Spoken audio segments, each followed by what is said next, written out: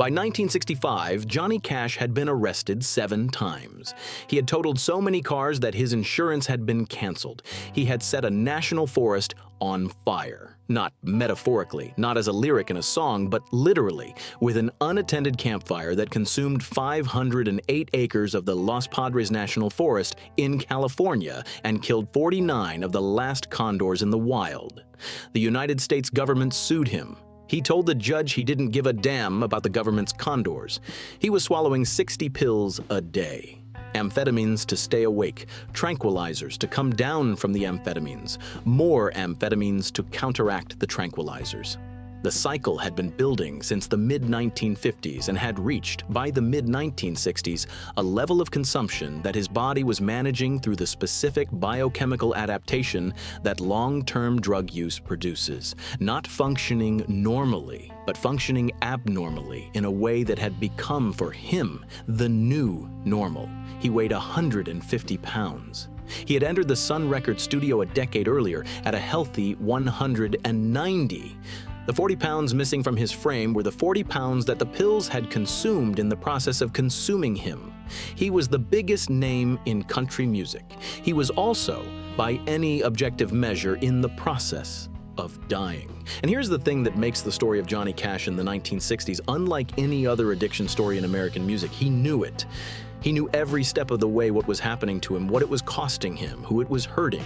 He had the faith, he had the conviction, he had the knowledge that what he was doing was incompatible with who he believed himself to be and who he wanted to be. And he kept doing it anyway, not because the faith was false, because the addiction was stronger. Understanding the distance between those two things, between genuine belief and the compulsion that genuine belief cannot always overcome, is the only way to understand what Johnny Cash was in the 1960s. This is Episode 3, The Fire and the Pills.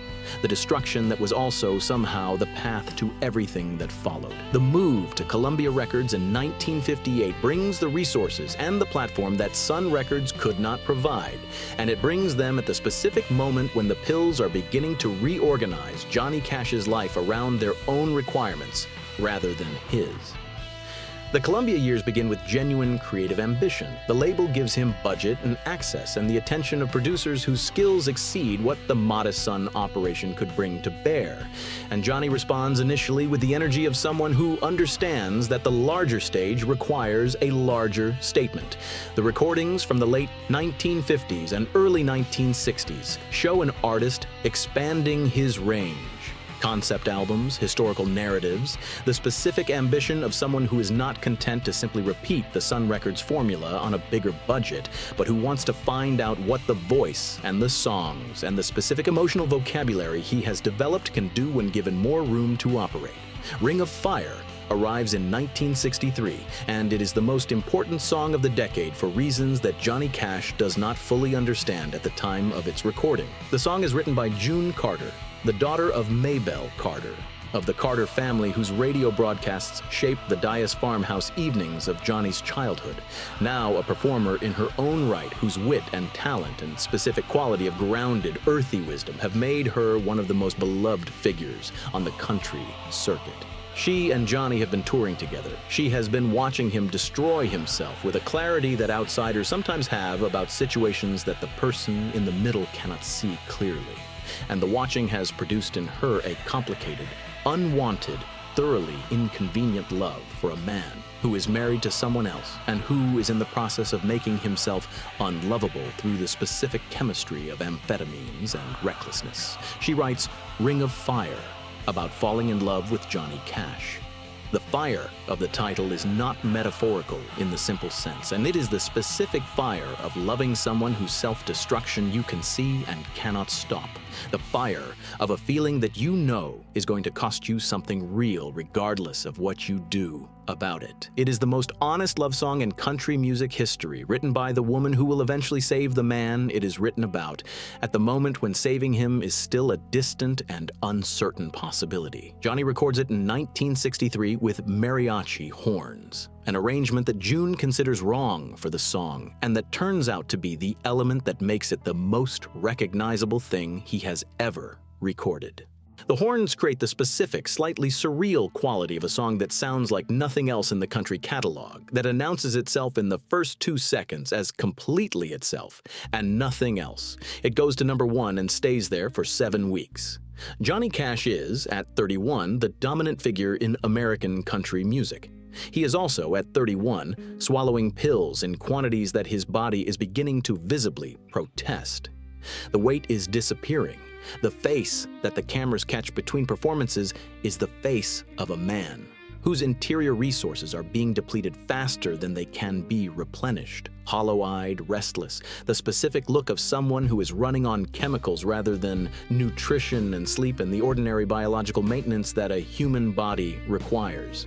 Vivian sees this at home. The children see it when he is home, which is less and less. The people on the road see it every day. And the people on the road are increasingly composed of individuals who share his pharmaceutical preferences, rather than people who might provide the kind of honest assessment that would require him to confront what is happening. The arrests begin in the early 1960s and accumulate with the specific regularity of a pattern that has its own momentum. The first arrests are for things adjacent to the pills rather than directly caused by them: erratic behavior, disturbing the peace, the specific category of trouble that a man in the grip of stimulant addiction generates when his judgment is impaired and his impulse control is compromised, and the ordinary social constraints that keep most people out of confrontations with law enforcement are not fully operational. He is not a violent man. He is a reckless one, and recklessness in public spaces in the America of the early 1960s is the kind of behavior that produces police involvement with a regularity that sobriety might have prevented. The 1965 El Paso arrest is the most consequential. Johnny is returning from a trip to Mexico.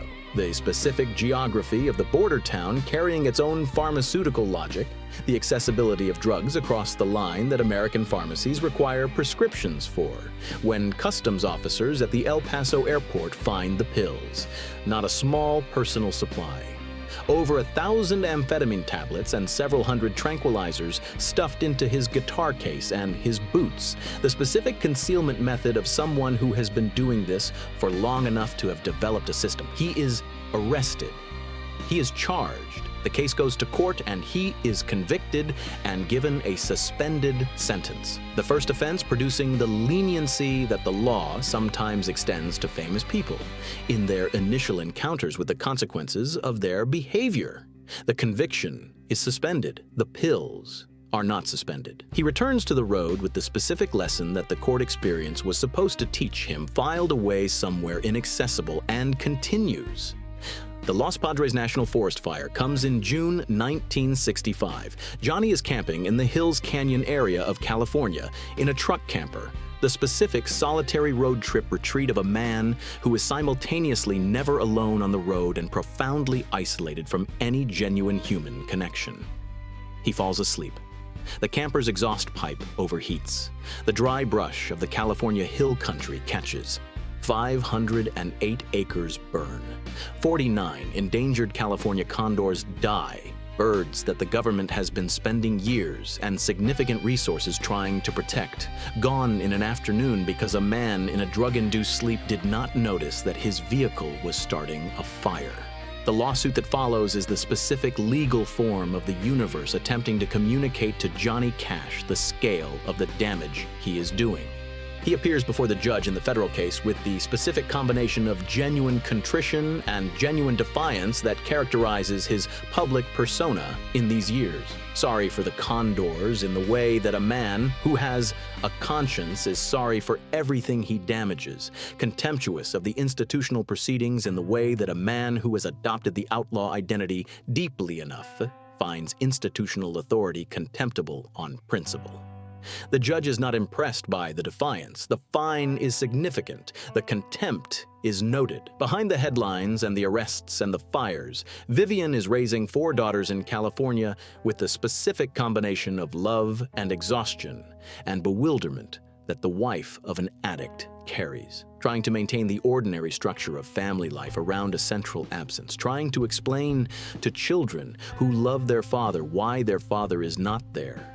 And why, when he is there, he is not quite himself. She divorces him in 1966. The marriage that began with letters across the Atlantic, with the specific romantic intensity of a courtship conducted in prose because prose was all that the distance allowed, ends with the specific exhaustion of a woman who has been waiting for a man to come back from a place that she cannot follow him into, and who has finally accepted that the waiting has cost her more than continuing is worth. June Carter is not waiting for Johnny Cash. She is actively, practically, sometimes physically trying to prevent him from dying. Their relationship through the early and mid-1960s is not simple and was never simple. They are both performing on the same circuit. They are professionally intertwined in ways that make complete personal distance impossible, even when the personal dimension of their connection is more complicated than either of them can fully manage. June is married twice in these years to other men, and the marriages are genuine attempts to organize her life around something other than the man who is destroying himself in the most visible possible way on the American country music circuit. But she cannot look away.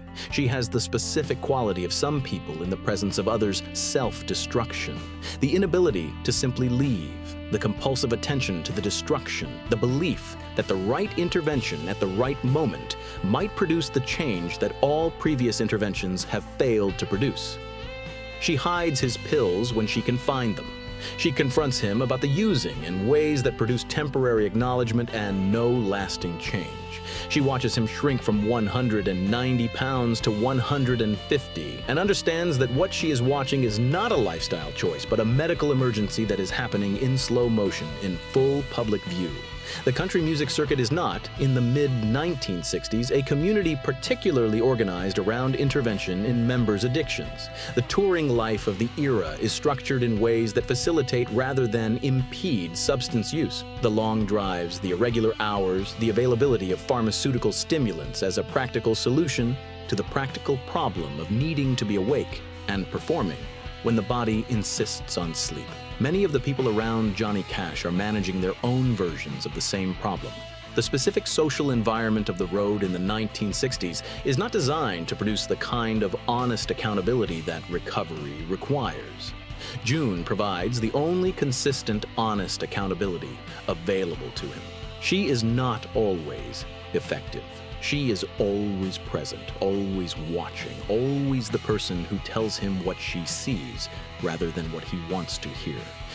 The specific nature of her love for him in these years is not romantic in the uncomplicated sense. It is the love of someone who has seen what the person is underneath the destruction and who cannot accept that the destruction will be the last word. She has written Ring of Fire about him. She understands, in the specific way of someone who has put the feeling into the best possible language available, exactly what loving Johnny Cash costs and exactly why she cannot stop doing it.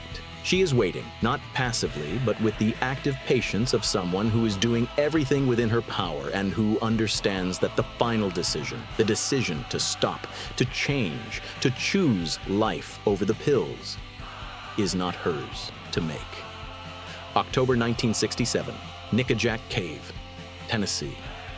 The cave is a large limestone cavern in the bluffs above the Tennessee River, a place that Johnny Cash knows from previous visits, a place whose darkness and depth appeal to something in him that the external world, with its cameras and its concerts and its constant performance of the Man in Black, does not satisfy. He goes there alone. He brings no light. He crawls into the cave with the specific intention of a man who has made a decision about what he wants and who has chosen a place of darkness and silence to implement it. He intends to die, not in the dramatic sense of someone who wants to be found, who wants the dying to be witnessed and mourned and responded to. He crawls into the cave to simply disappear, to go far enough into the darkness that his body will not be found until it is too late for any intervention to matter. To end the specific exhaustion of being Johnny Cash in the specific way that the pills and the arrests and the fires and the divorces and the decades of carrying the guilt about Jack have produced in him an exhaustion so complete that the only solution he can imagine is the total cessation of the effort. He crawls for a long time. The cave is vast. He moves deeper, losing track of direction and distance in the way that caves make possible. The darkness absolute, the sound of the river far behind him, the cool, damp air of the limestone pressing in from every direction. He runs out of light completely. He is, in every practical sense, lost. And then something happens. He cannot explain it adequately in any of the accounts he will give of it over the years that follow. He feels something, a presence, a sense of not being alone in the darkness, a specific quality of awareness that he will describe as the presence of God, in the most direct and literal sense of that phrase. He feels, in the absolute darkness of the limestone cave, that he is being found rather than lost. That the disappearance he came here to accomplish is not going to be permitted. He turns around. He does not know which direction he came from. He begins moving and finds the direction anyway, following something, instinct, grace, the specific navigational capacity of a body that does not want to die as strongly as the mind insists it does, toward the light at the cave's entrance that he can eventually see as a pale suggestion against the absolute dark. He crawls out. June Carter is there. His mother is there. They have come to find him, guided by the specific knowledge of people who know someone well enough to know where they would go when they want to disappear. He looks at June and his mother and understands that the cave was not the end, that the presence he felt in the darkness was real, that the debt he has been trying to pay since Jack's death, the debt of the wrong brother surviving, is not paid by dying in a limestone cave in Tennessee, but by living in a way that the survival justifies. He checks into a hospital. He begins the withdrawal from decades of pharmaceutical dependency with the specific physical agony that withdrawal from long-term amphetamine use produces, the body's rebellion against the chemistry it has organized itself around, the weeks of nightmares and sweating, and the specific hell of a nervous system trying to reestablish its own baseline after years of being overridden. June stays. She is there every day. She manages his environment with the practical intensity of someone who understands that the space between the decision to change and the actual change is the most dangerous period, when the commitment is new and the body is screaming for what it was given, and the people around the person in recovery make the difference between relapse and survival. She hides anything she can find. She manages his visitors. She sits beside him through the worst of it. He survives the withdrawal. He emerges from the hospital thinner and fragile and fundamentally altered in a way that the cave in Nickajack, Tennessee has produced. Not cured, the addiction will return in cycles throughout his life, and anyone who tells the Johnny Cash story as a simple redemption narrative is not telling it honestly, but changed, reoriented, in possession of something that the pills and the fires and the arrests had been obscuring for a decade, the clearest possible understanding of what matters and what does not. It matters that June stayed. It matters that his mother came to the cave. It matters that the presence he felt in the darkness was real, or feels real, which in the accounting of a man's spiritual life is the same thing. February 22, 1968, Maple Leaf Gardens, Toronto, 7,000 people in the audience. Johnny Cash stops the show and addresses June Carter directly, asks her in front of every person in the building to marry him. She has said no every time he asked in private. He is betting that she cannot say no in front of the world. He is right. Episode 4, Ring of Fire, the onstage proposal, the Folsom Prison album, the man who found his way back, and what he built when he got there. This is Legends of America.